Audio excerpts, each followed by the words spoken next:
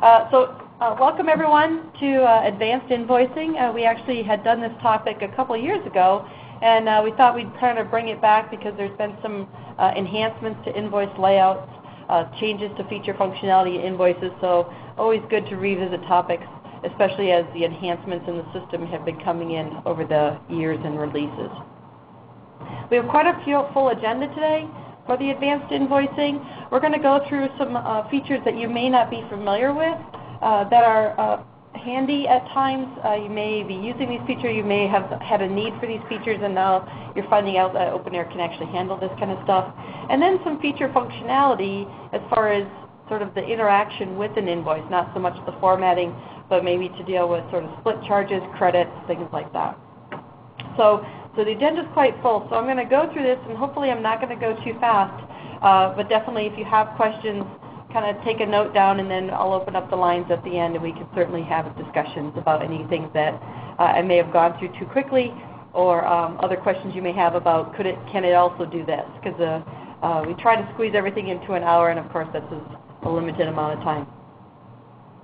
So the first topic I'm going to talk about is invoice numbering. So in OpenAir, as you may know, when you generate an invoice in OpenAir, it just grabs the next sequential number. You do have a control on where that sequential number starts, and then there actually is some internal switches that basically say if I delete an invoice along the way, I can go back when I generate the next invoice and kind of fill in that empty space, make sure everything, at least you're using all the numbers of the invoice. Those are some of the internal switches. But I think sometimes I find that a customer is in a situation where they need to control sort of a prefix of the invoice, either because they're a global organization that needs sort of regional prefixes, or maybe it's sort of a type of an invoice, expenses versus labor type thing. And I find that invoice prefixes are not something that people commonly know about. So there actually are two ways to control an invoice prefix in the system. One's an internal switch, and one is just something that's always available. It's just a little-known field that people see when they're setting up customers in the system. So I have one of these in my system I'll walk you through in more detail, and the other one I'm just going to talk to. And if you'd like more information, you're more than welcome to email us, and we'll give you our thoughts on that process. So the invoice numbering prefix, there's actually an invoice prefix field on the customer record. It's a standard field, so everyone has it. It just may have been hidden, or maybe you're not editing this piece of the customer record, but it's that link after you create the customer called billing information. And on there's a field called invoice prefix, and it literally basically gives you, every time you create an invoice for this customer, a prefix, however you type it in this field, and then it keeps a sequential numbering sequence for anything under that same prefix. So if you had a number of customers in the U.S., for example, all of your customers that you set up in OpenAir, you put this invoice prefix of U.S. perhaps on that, and then as you're generating invoices against those customers, it just goes US1, US2, US3, US4, and it just continues with a sequence in a separate sequence number series than what may be used by either other prefixes or the default numbering in the system. And then another option is there's actually a way to control at the project level, not the customer level, but at the project level, what a prefix can be. And this is actually an internal switch. It's a way to basically define a 3 characters. It's limited to 3 characters, and it has to be 3 characters. A 3-character drop-down. And you put that on the project form in OpenAir, and what you can do is as you generate invoices against that project, you can run an action against the series of invoices for that project, and it will apply or any invoices, and it will apply whatever the project prefix is to the invoice, and it'll adjust the sequence number so that those project prefixes have a specific sequence number to make sure everything is 1, 2, 3, 4, 5. There's no gaps in the sequence type thing. So that's a little more involved setup, but it does give you prefix control at the project level, and some customers have that need because a customer may be a global customer, but the projects are regionally owned, for example. So I'm going to show you the prefix one real quick. I'm going to go into our sandbox environment. And I just took a customer here, a client of mine. Can everyone see that? Let me make the size a little bit bigger here. And we have a customer called Aardvark. And I went over to the billing information, so this is where that invoice prefix field is. And I put a prefix in there of C, just to be kind of silly, but to demonstrate the point that this prefix is whatever you want it to be here. Okay. So as I have this in here, I'm going to go over to the Invoices module and generate an invoice.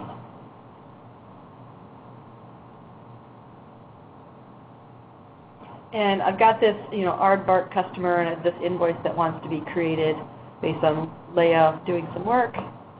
And when I create that, see how there's the invoice number. It's got that prefix on it, and then the 1771 type thing. So usually when people want to use that prefix, they're putting like a dash or something just so you could separate out the prefix from the number. But now when I create the next invoice for this customer, it's going to grab C-1772, C-17. It's going to keep its own sequence number associated to that prefix. So something useful instead of just having a generic number that's shared by everyone in the organization, perhaps. Another item that many people by this time have identified, this was a newer feature a few years ago, now it's sort of almost common in a lot of invoice setups, and that's this alternate layout feature. It's an internal switch in the OpenAir system, but what it gives you the ability to do is, and when you have expenses on an invoice, expenses typically have a slightly different column display need than labor. Labor, you're typically doing something like the user, the hours, the rate, the total, maybe the task or something, and then expenses, you really just want what's the expense item, what's the total, and maybe the date. So definitely there's no hours on expenses, there's no rate on expenses, and there's no sort of quantity on hours.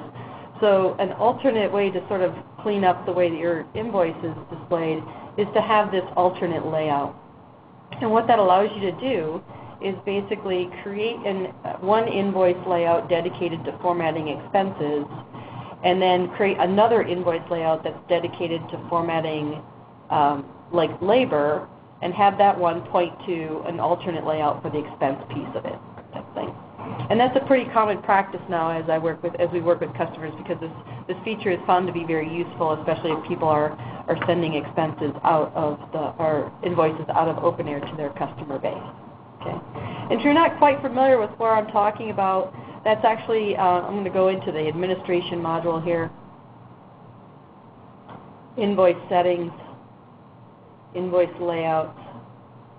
And if you have this feature turned on, as you look at a specific invoice layout, you will see a drop-down right below something called invoice columns. And that drop-down says, what's the alternate layout for expense items? So for those of you who I've worked with before, or that we've worked with you before, you most likely have this turned on as a need in your system. Unfortunately, it only applies to expense items. Purchases are not part of this quite yet. So purchases are still sort of following the generic formatting that you're doing up here from time and fixed fee type charges as well. So expenses can be handled nicely. Purchases are just a little bit behind on that feature functionality. I like to recommend that a naming convention be used so that you understand when you create a layout that it really is meant to be sort of an inset or an expense item only type layout. That way it's very clear when you're setting up your invoices and selecting your invoice layouts and your projects and your invoices themselves that you're selecting what is actually a real invoice layout versus just a piece of an invoice layout.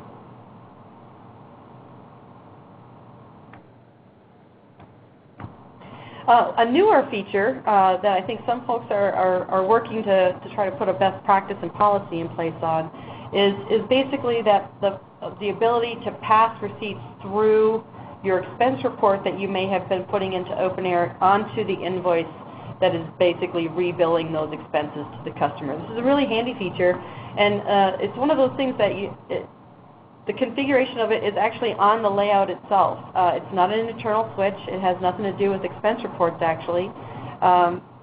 What happens is the invoice layout is set up in a way to basically say, link to any attachments from the related expense receipts. And I'm going to emphasize receipts because in order for this functionality of this feature to work, you're basically, a person can put an expense report in, and some of you may have policies where the expense report has receipts for multiple projects on it. Well, what you'll want is you'll want people to attach scanned receipts or scanned attachments at the individual receipt level, not at the expense report level, not at the header level, at the individual receipt level. And when you do that, basically it creates a relationship of that receipt to that attachment. So when that receipt goes through a billing rule to come onto an invoice, it still has sort of a link behind the scenes to that attachment. And that's how the invoice can kind of go through the database and show you what that receipt attachment is all about. So let me just show you what it looks like. And I've worked with a few customers on this functionality, and it works very well. But there is some customers I've worked with, they've used other systems where there's a nice referencing and ability to sort of reference information between the invoice and the attachment. And that's not quite there yet. You'll see when I show you the example here. So I'm still on the invoice layout if you're curious as to where this functionality is controlled. It's actually just a checkbox, and it's sort of it's an easy checkbox to miss. But it's just this little tiny checkbox on there. It says add attachment link to invoice view and include attachment download file when generating the PDF. And these two options control the ability to basically link receipt attachments into the invoice itself. And so I'm going to go over to the invoice module. And I have an example invoice, this Tyvek customer here. Basically, you can see it has an attachment symbol here.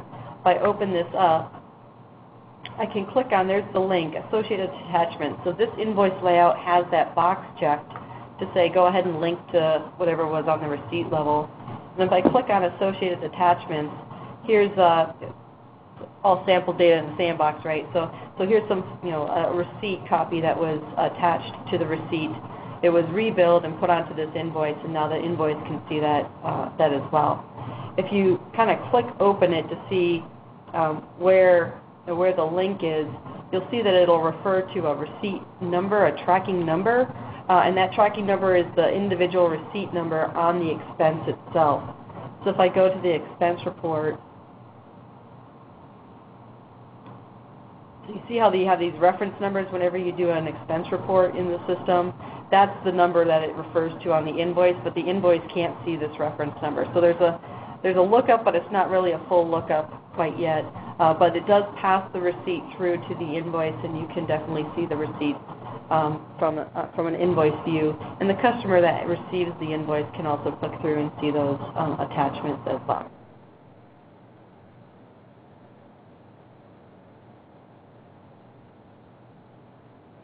Another one that I've always liked, but recently we've been working with NetSuite. We found a couple of issues with this that are in work right now by engineering. And this is the custom grouping feature. It's a standard functionality that comes, well actually it was an internal switch, but for most customers it's actually already enabled in the system. And what it is it allows you to take expense items and group them into another name. So the example on the screen here says basically I'm going to call something travel, and travel includes anything where I'm basically moving, airfare, ground transit, train, for example, well, that's through lodging in the example here.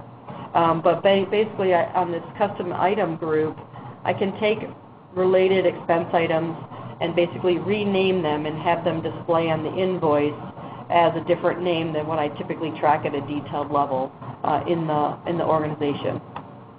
I find this is very helpful for customers who track a lot of different types of meal entries, where you have sort of breakfast, lunch, dinner, entertainment, individual meal, non-reimbursable, things that you're doing it from an internal operations perspective. You're having to track things on a detailed level for your expense travel policy. But the customer does not need to see that level of detail. You just want to roll everything up to, say, meals. And so the expense item grouping is a great way to do that. In the example on the screen here, this was from a few years ago, you could actually group everything together, and so you'd be able to show expense item groups and individual expense items on the form itself if it wasn't already part of the group. So in this example, I have airfare, ground transit, lodging, and train expenses all being reported under an expense item called travel now, because that's the name of the group. And then I have business meals, which is just sort of an additional expense tracking that we have in our organization, and it shows the meals separately on the receipt form, or the invoice form. We were working with a customer recently on this functionality, and we found that actually the expense item group, it didn't work right now to correct it, but once you create one of these, now it assumes that everything should be in an expense group. Every expense item should be an expense group, which was not exactly the intent of the feature. So somewhere along the line, enhancements sort of probably stepped on each other, and so OpenAir is definitely working to correct that behavior. But the intent is that you could take some similar expense items, group them together, call that something else on your invoice, and then itemize any other items that you would like, and not have to use expense groups for everything in the system. If you're not familiar with where this is also on the layout in the system.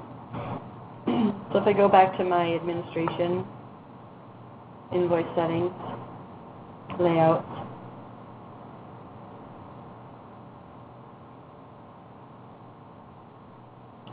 and again, it's on the form here, and it's easy to skip over because it's something that's just got a little tiny title to it, custom expense item groups. And when you do this so it's by layout, so you can change it depending on the layout that you want, and you could say travel is airfare,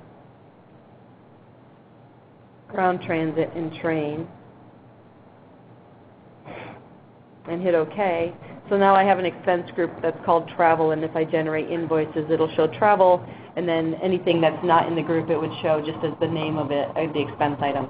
I'm not going to do that because I think it's still in work with support, but that's definitely the intent of the feature. And it's helpful to sort of reformat how you want to present travel expenses to the customer itself. The reason I'm highlighting the expense item group is that actually in the February release, there was an enhancement specifically related to these expense item groups that allow you to display subtotals for each group. So with that enhancement, before that enhancement, if you would put things in groups, you could have the groups, and then you would have sort of a summary by week. So travel for week 1, travel for week 2, travel for week 3, and then you would want a subtotal for that travel, and you couldn't do it. So they enabled the feature now so that you can actually do a subtotal for each of these custom item groups, and that feature may have caused some interaction with the original logic. So like I said, that's in work with OpenAir right now, so you'll be able to put custom items with custom expense items with standalone items and be able to have the subtotals work with each other in the system.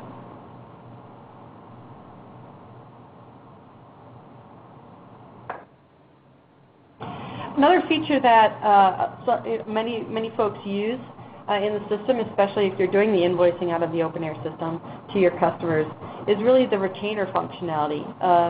What the retainer functionality is meant to do is basically record and track prepayment amounts. Okay, so it's a tab that when you enable the retainer functionality in OpenAir, and for many people it just comes on as default when they first get the system. You basically create a retainer record, and when you create the retainer record, you tell it what client has prepaid and how much money they prepaid. And then as you're generating invoices, you can basically draw down against that prepayment in the system and show the customer, here's what I would have invoiced you, but you already have a credit with us or a prepayment amount. I'm just going to call off or draw down off of that total. So at any time, you could always tell them what their balance is in the system. If you're not familiar with where this is in the system, it's actually in the Invoices module. And it's a tab called Retainers. If you don't see this tab, it's a feature that you can support to activate for you. And it really is just a record at the customer level that identifies how much money. Let's go with Sunflower here. So Sunflower prepaid $6,000 for some activities in the OpenAir system or from a consulting firm. And so this money is sort of money in hand with TopStep. So we want to make sure we're tracking and letting the customer know when we burn through this $6,000. So if I go and I look at any invoices for the Sunflower customer,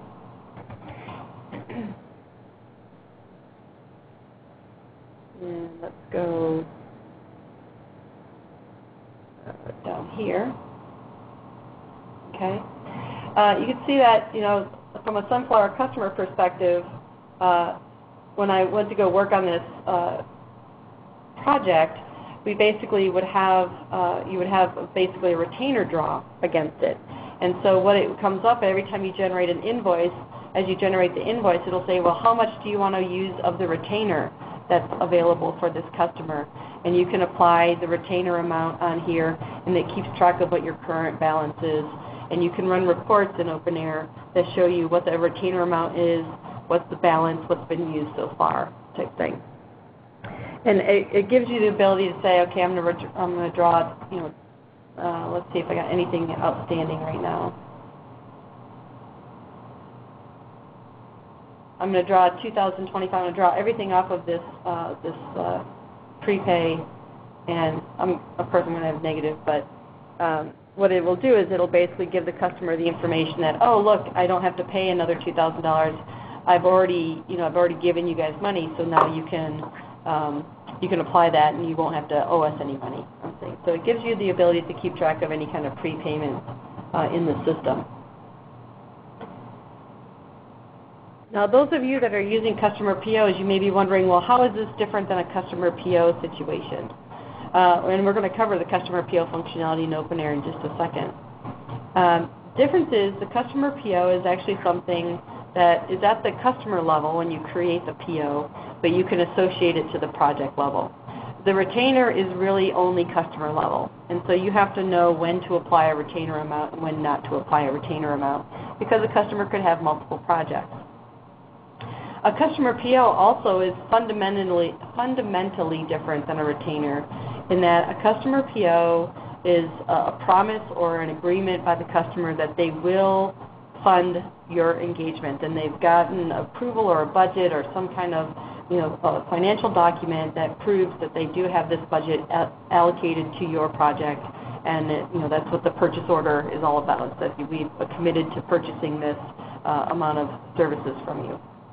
A retainer, on the other hand, is meant to represent the fact that you have already received payment, and now you're just keeping track of their balance, so that you can let them know when they are running near the end of their funded amount at any time in the system. So a slightly different definition difference. I see a lot of customers will use retainers, especially when it's sort of like the whole, I'll purchase 80 hours of support from you, I'll prepay 80 hours, and so we'll make sure that we show the customer that, here's where we're at as far as drawing down on your prepayment, here's what your balance is throughout the engagement. So that brings us to some other key layout features. There's been a lot of minor changes over the years to the invoice layout, all very valuable. So things that I like to sort of make sure people are aware of in the system. And the whole thing with the invoice layout is, it is sort of like try it and then check it out, try it and check it out. There's no preview feature yet on the tool, so you sort of are playing with layout information. And one thing that doesn't seem very obvious when you first start working with invoices in OpenAir is the invoice layout is really a report format. It doesn't stay historically in the system. If you make a change on the invoice layout, it will change any invoice that has that layout currently used. And it's an important thing to know, because if you're using a normal accounting system, I think that's more of a static type of remembrance. But some things I think people are aware that the tool can use, because when OpenAir provisions a system, there's a couple of invoice layout standards, and so usually there's a requirement set of here's what we need to report on the invoice. But there's some other things I think are helpful, and a lot of people may not be aware of how they could be used in the system. And that's some fields on the column and types that you can include on the invoice. And specifically, the one that I think is maybe underused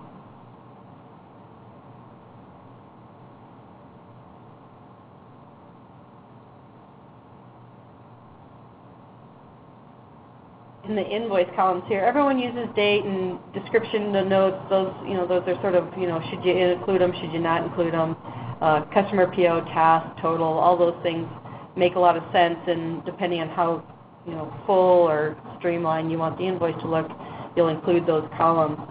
But there's actually a field here, and I don't think a lot of people realize it's here, called cumulative hours and cumulative total. And what that allows you to do is on the actual invoice itself to show how many hours and how much money you have invoiced the customer to date. I've seen this requirement sometimes when you're working with federal customers that they want to keep track of, sort of the burn to date type thing. And instead of sort of supplying an additional report with the invoice, you can actually just show this on the invoice. And so for that particular project that's on the invoice, it will show you hours invoiced to date and hours, money amount invoiced to date. So a nice reference for the customer to see where they're at from a total budget perspective. There's also a number of sort options now in the system, and there's been some more enhancements in this area even in the February release. So the February release introduced an ability to sort expense items, and so that would be by the name of the expense item and being able to sort that alphabetically. So you'll have to kind of pay attention to obviously how you name your expense items if you want to use that. And then just about a few years ago, there was an ability to, I want to say about 2 years ago, they introduced the feature functionality of being able to have a primary sort and a secondary sort. And the feature functionality here is actually quite robust. So really it's sort of understanding what is visible on the invoice so the customer can see why it's being sorted in a certain way or why it's being presented in that order.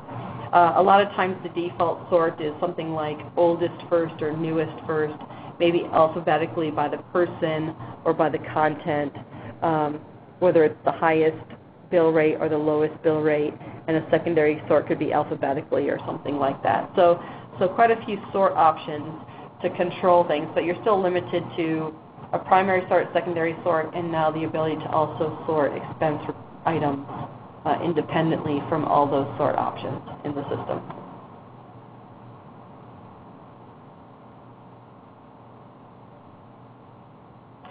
Other things are related to what the invoice actually says. And for those of you who have sort of foreign language requirements, OpenAir can support that because it allows you to basically override the terminology on an invoice. So the system itself does not have to be in Swahili, but an invoice in particular can be in Swahili because you control what each term says in the terms of Swahili. That's an internal switch, and if you have a need for this, even if you don't like the OpenAir standard names and you want to name even standard things like you don't like taxes, you want to call it sales tax instead, you could use this functionality in the system. And what it's called is customizing the invoice terminology. It's an internal switch that OpenAir support can put in the system or activate in the system. And what it provides is that on the definition of the invoice, and I'm trying not to scroll too fast because I know that it gets dizzying, but it adds a whole nother section to your invoice layout called invoice terminology. And for every possible value that OpenAir would by standard put on the invoice, okay, it gives you the ability to change what that actual verbiage is. Okay, so if you don't like the word date, maybe you want to say incurred, and you don't like the word description, you can say information. You have the ability to change what that term is, and then when you save this, the actual report layout or the invoice itself will reflect the new term that you type in here. And so this is how OpenAir meets the requirement to be able to put invoices in alternate languages, because you can just type in whatever language term means description in German, Swahili, Japanese, and it would display that information just as a substitute on the invoice report itself. Other things that are helpful is that there are a lot of things that OpenAir has as a default on an invoice, and I don't think a lot of folks realize how much you can change on the default. So one default is what is the actual title of the invoice. And when you create an invoice document in OpenAir and you maybe download that in a PDF form, it says invoice in the upper right-hand corner. That's just what it does. Close this out, and I'm going to open up an invoice. And I'm sure those of you on the phone have already seen invoices many times. So when I bring this up, there's no title on this one because I must have removed it from the default. So you would have the word invoice on here, right? And what I can do is if I want to have a special layout dedicated to credit memos, I can put credit memo in here. And so credit memo would show up in the upper right-hand corner instead of the standard term invoice or nothing, as the case may be, like I showed you in the example. So you can actually add a standard term on the invoice title. Of course, you want to make sure that you name this invoice layout the same as what you probably title it, so it's very clear what you're picking here. And you can also override logos. So for those of you who may have more than one company in the system, meaning you're one of these subsidiary type organizations where there's roll-up, or you're the parent company and there's roll-up companies underneath you. You're all in the same instance of OpenAir. Those subsidiaries could maybe have a slightly different logo than what your standard logo is in the system. And so you actually have the ability to actually import your own logo on this. And this is really helpful for companies who have just gone through a merger and acquisition, so they still have to sort of send invoices out for a period of time with the old logos on it. Or you really are a parent-child type company where everyone's using the same tool, but everyone has a different invoice or company mark branding that you want to put onto the invoice itself. And that logo is what shows up when you download it into like a PDF document in the upper right-hand corner, like the example I had shown on the screen.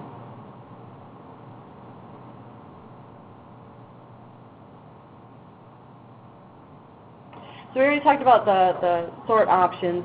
And then page numbering. So sometimes your invoices, especially when a customer says, I want to understand all of the notes from all the time entries and all of the detailed description about all of the expenses, unless you're working very few hours for a very short period of time with the customer, that invoice will spill into page 2, page 3. I've even run into something where there's page 10 because of larger engagements. And when you have that situation, you do have the ability to put page numbers on the invoice, and you may not think about it until you actually find the need for it, and then that one invoice you find out, oh shoot, I should have had page numbering turned on. So it's one of those things that if you turn it on, you at least have it in the system. So should you ever run into a situation where you have a multi-page invoice, it's already accommodated for in the system.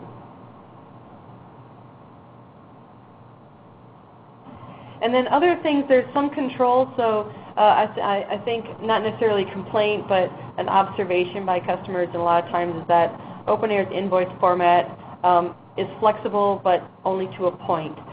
It definitely has control over it's broken up into basically thirds is the way I look at it.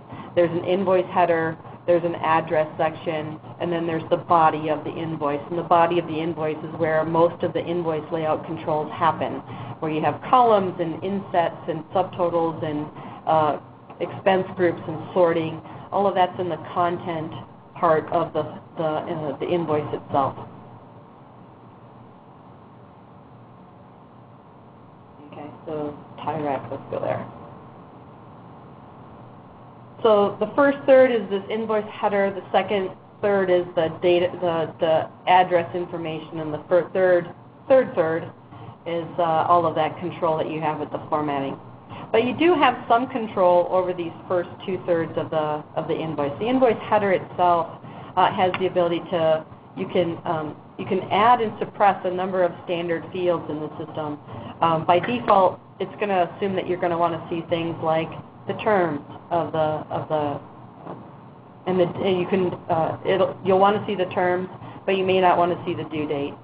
Those are all standard configurations on the invoice layout, and they're in a series of checkboxes which are easily overlooked. Because once you generate your first invoice, you're like, oh, it looks pretty good, and you just keep going, but you don't realize that there's some little tweaks that you can do based on the standard functionality of the invoice layout, like suppressing the terms or showing the terms. Showing a due date that's calculated based on the terms. So invoice on March 10th, net 30 should be April 10th or something like that. Okay. There's also controls on that address section. So the address section by default shows you a to and a from. Okay. And the to is the billing address in the system.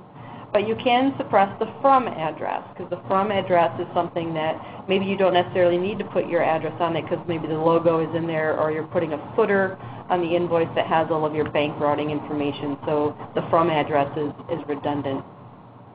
Or you can override the from address with a different subsidiary name because you have a different logo and this is a merger acquisition situation, right?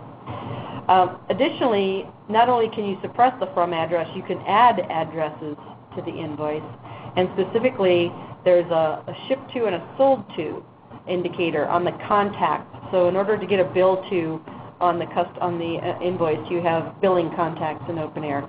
Those same contact records can have a ship to indicator, and there's even a sold to indicator. And if you really want, you can add all three of these to the address section of that second third of the invoice, so that you can make sure that there's clear association, especially for those really large customers where you have invoices that go to a central location, but it's actually this department is funding this project, that department is funding that project, this subsidiary has purchased this product. So your bill to, ship to, sold to give you the flexibility to maybe have a central AP that you're sending it to, accounts payable department, but the department itself can be able to allocate the funds correctly to their internal distribution based on your contact information that you put on the invoice. And then the invoice header, a lot of times I'll work with customers because they're like, when I review this, I don't know, I can't remember if I need to mail this through DHL or if I have to do email or if I just have to fax it over, like what's the delivery method. You can actually add that as part of your invoice header. Create a custom field on the project that indicates sort of the invoice delivery format, and then insert that in the header. It can be a very cryptic thing that looks like some kind of internal coding. It can be a very obvious verbal thing saying invoice delivery format, email, and the customer could see it if you wanted them to. So those invoice header fields are actually something that are standard on invoice layouts, and they're here in the same sort of checkbox area of the system where you can click on invoice header custom field, click on create, and now any custom field that's available on the customer or the project can be inserted into that header.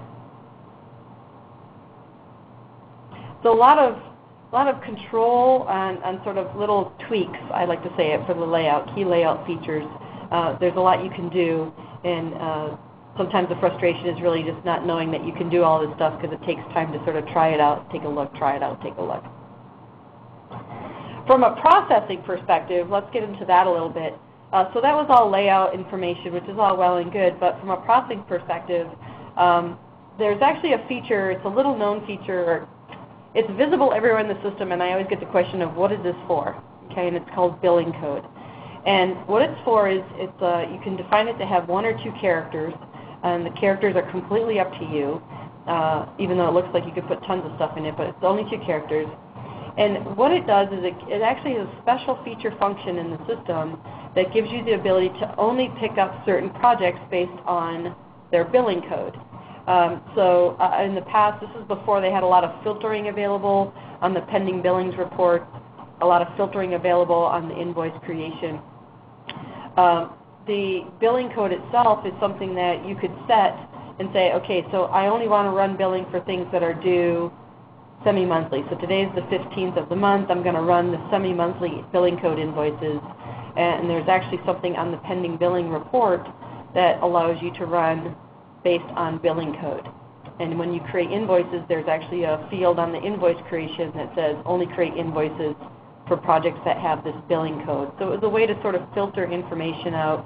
A lot of the custom field filtering now that's available, that's been enhanced over the past couple of years, has removed the need for this. But there still is a situation where it's just part of normal billing process, and how can I make sure that I'm picking the right projects up based on maybe an invoice cycle requirement you have in the contract. So if you haven't seen this field, I'm sure most people have seen it, and typically when the deployment is happening, it's one of the first fields that are hidden as you work on the project form cleanups and stuff. But it's on the project form, and it's next to a budget hour, so even in our system we've hidden it. So I'm going to modify the form permissions.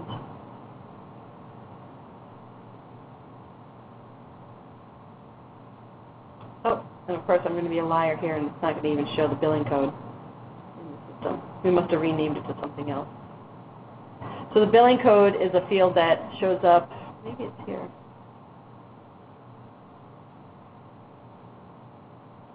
There it is, billing code. We didn't hide it.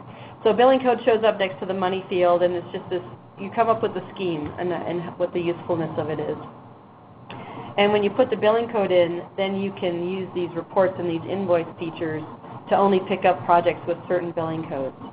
So to show you where that shows up on those reports, if I go to an advanced report, pending billings, okay.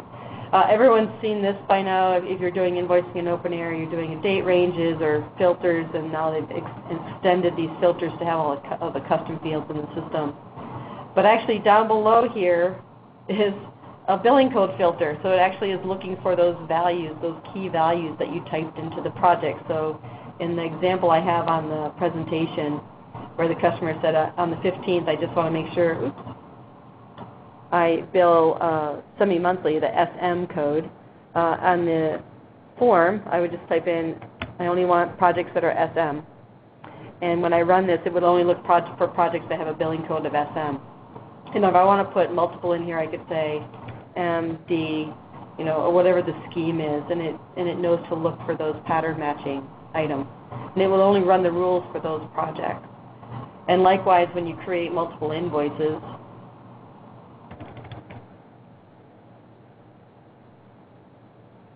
if it says, what invoices do I want to create? You may not have noticed that here they are again, the billing codes. So you could do the same thing, only create invoices for semi-monthly. Especially maybe you have automated billing on, so it's always generating charges. But it's the 15th, so you just want to create invoices that are semi-monthly. So you type in the SM code, and it would only pull out projects that have SM codes, and it would only create invoices for projects with SM codes. Because you have limited functionality for filtering here, right? So just one of those little known features that there is a place for it, and usually there's in a workshop that we'll do with the customer, they'll say, well, we generate, we do sort of mid-month billing, and but we want to make sure that we make sure that we do monthly billing and semi-monthly billing, and make sure we don't sort of mess that up, and we want an easy way to keep track of what's semi-monthly, what's monthly, and this is a way to do that. Customer PO functionality in the system is something that basically you can create an object called a customer PO, and then a customer PO is something you associate it to the project. It can link all the way down through the billing rule and revenue recognition rule process, so you can see how you're burning against a customer PO in a detailed field. But it's also something on the invoices that you can split an invoice by PO. So a very useful feature if you have something like, I had a customer come up with a very creative idea, I thought, where they associated the expense billing rule with one customer PO, and the labor or time material, the time billing rule with another PO, and they needed their invoices split. So what they did was, when they went to go generate the invoice, one option you have when you do multiple invoice creation is, I want to split the invoice by PO. And by doing that, when you do that, it created one invoice for the fees and one invoice for the expenses, and everything was very easy, very automated. They didn't have to kind of go through and uncheck and check boxes and manually deal with it.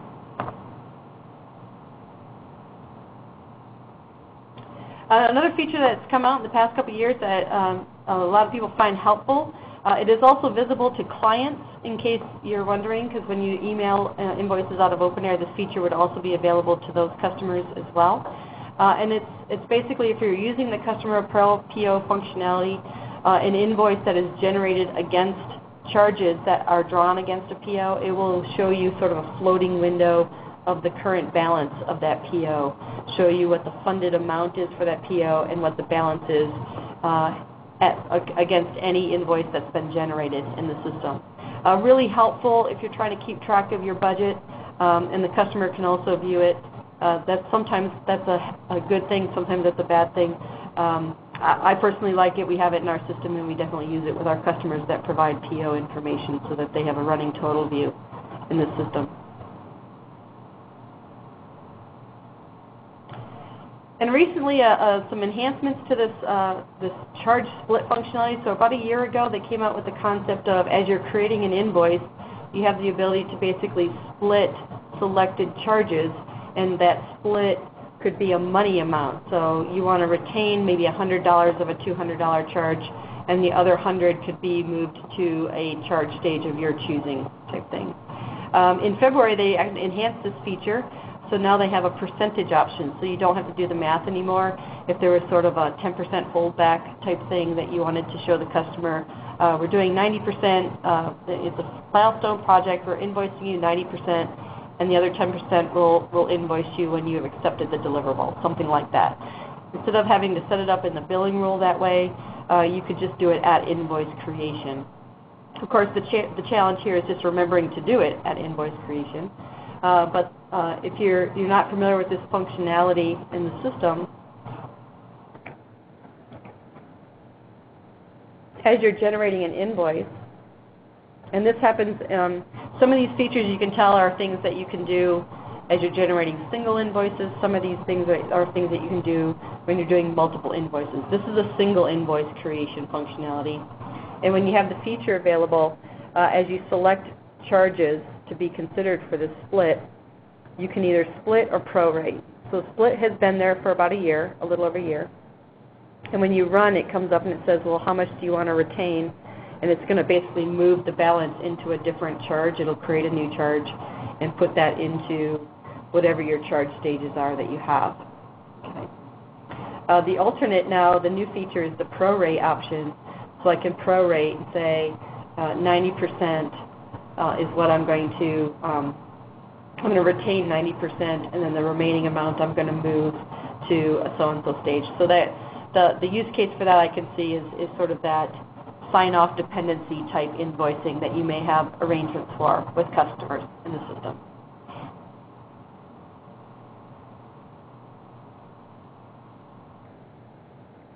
And finally, about 2 years ago, they came out with a credit rebill functionality, and it is actually kind of slick. What it does is when you generate an invoice, if you find out that you actually have to make changes to the invoice, maybe you need to split the invoice into 2 pieces, you need to maybe write off part of an invoice or credit the invoice, basically remove charges because you charge somebody too much and you don't want to issue a credit memo. What it does is it's sort of a one-click credit and rebill functionality. And what you can do is on an approved invoice, when you have this functionality turned on, it is an internal switch, you can credit the entire invoice.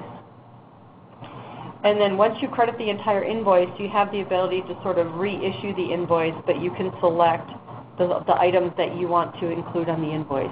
So you can sort of delete charges out of the system and then sort of reissue the invoice and have it have all or some or different values on it type thing. And if you haven't seen this functionality work in the system, if I go to an approved invoice,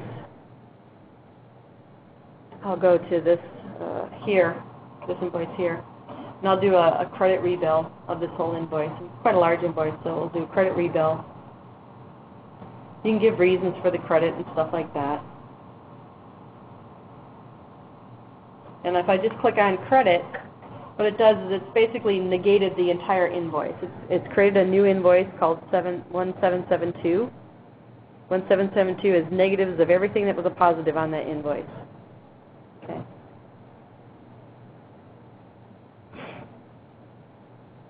If I want to rebill that, I go to the credit rebill. Oh, I've got to approve the invoice, sorry.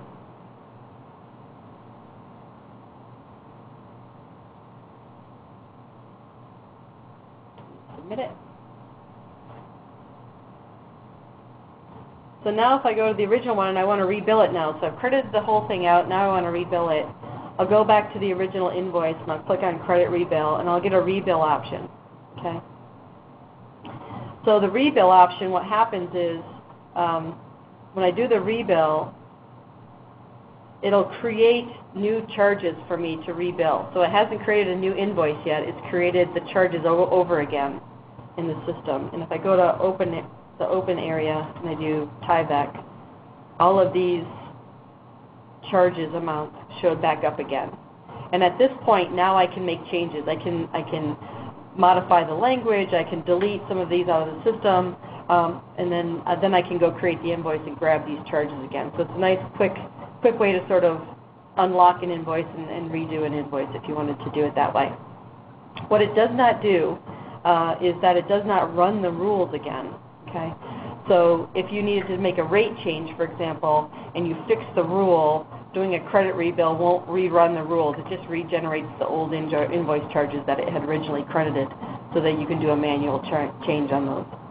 So there is definitely some processing and methodology to consider as you implement this type of functionality in the system. Thanks for coming to the webinar. I hope you found this useful. If you'd like a copy of the slides, don't hesitate to email us. We definitely want to share the information out.